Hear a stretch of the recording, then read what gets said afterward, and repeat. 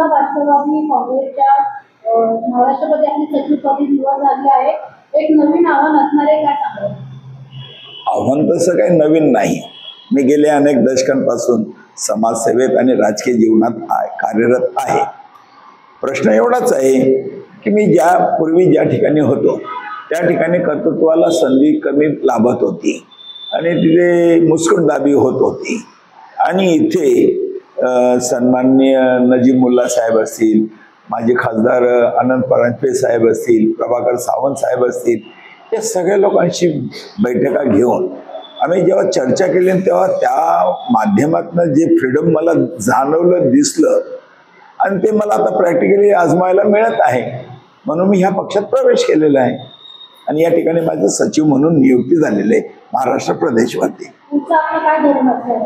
धोरण समाजाप्रती, समाजाला आवश्यक असलेल्या सुखसुविधा कशा उपलब्ध करून देता येतील, कारण आम्ही सत्तेतले एक सहभागी पक्षकार असल्यामुळं आम्ही अजितदादांकडे, सुनील तटकरे साहेबांकडे, आदिती तटकरे मॅडम असे आमचे जे दिग्गज लोक आहेत यांच्यापर्यंत पाठपुरावा करून लोकांची सेवा घडवण्याच्या दृष्टीने आम्ही आमचं कर्तृत्व सिद्धता करू. आपण बघितलं की ठाण्यामध्ये वाहतूक कोंडी वाढत चालली आहे, त्याकडे आपण कसं लक्ष देणार? वाहतूक कोंडी कमी होण्यासाठी आपण काय प्रयत्न नक्की करणार आहोत?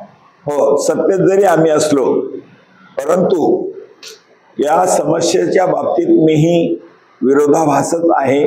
आता 2 दिवसापूर्वी नजीमुल्ला साहेबांशी आणि खासदार परांजपे साहेबांशी, प्रभाकर सावंत साहेबांशी पण माझा विचार विनिमय झाला.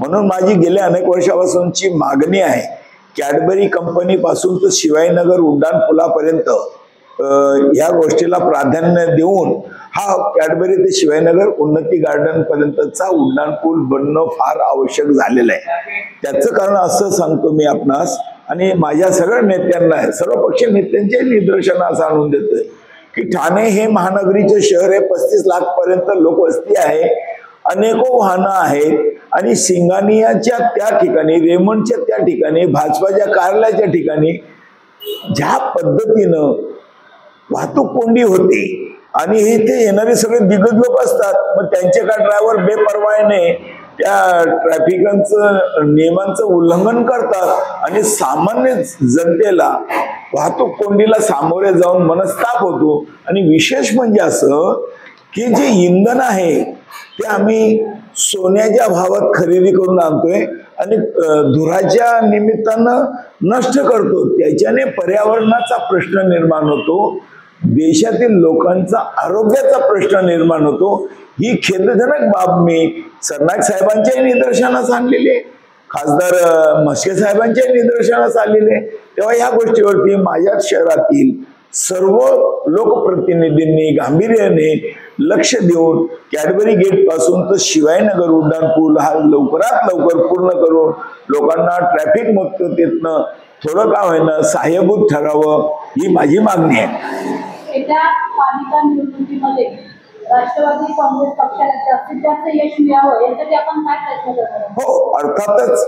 कारण का आज आम्ही जसा प्रवेश केलाय त्या हिशोबाने आम्ही एरियातनं जनसंवाद साधत आहोत, लोकांना समज देत आहोत, समजावून सांगत आहोत की आपल्याला ठाण्यामध्ये परिवर्तन हवंय आणि त्याच्यासाठी आमचे अजितदादा कार्यरत आहेत, सुनील तटकरे साहेब, आदिती मॅडम महिला व बाल विकास विभागाच्या मंत्री, शिवाय आमचे माझे खासदार अनंत परांजपे आहेत, नजीमुल्ला आहेत, हे सगळे कर्तृत्वान लोक कार्यरत आहेत. आणि आमच्या नेहमीच चर्चासत्रातनं हेच घडत आहे की आपल्याला येत्या महानगरपालिकेच्या निवडणुकीमध्ये राष्ट्रवादीचा झेंडा कसा फडकवता येईल मोठ्या प्रमाणात, त्यासाठी आमचे प्रयत्न चालू आहेत.